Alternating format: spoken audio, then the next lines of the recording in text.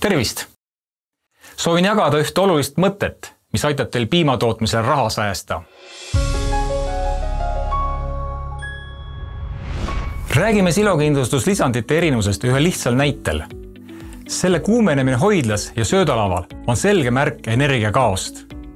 Kindlasti on teile tuttav kuum ja silmaga nähtavalt aurav silo.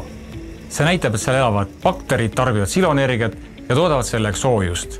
Meil aga on vaja, et see energia jõuaks lehmani ja lehm toodaks selle piimaks. Paraku võib isegi kuni 1/3 siloenergiast hävineda enne, kui see lehmani jõuab.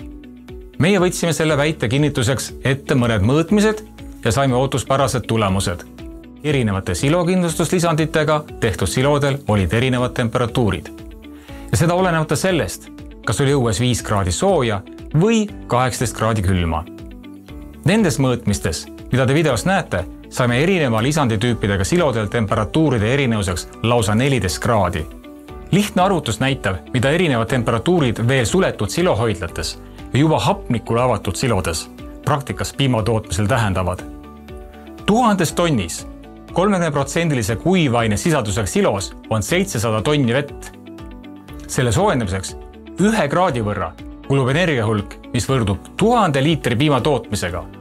See aga tähendab, et kui 1000 tonnises siloagus tõuseb temperatuur 10 kraadi võrra, jääb energiakao tõttu saamata 10 000 liitrit piima.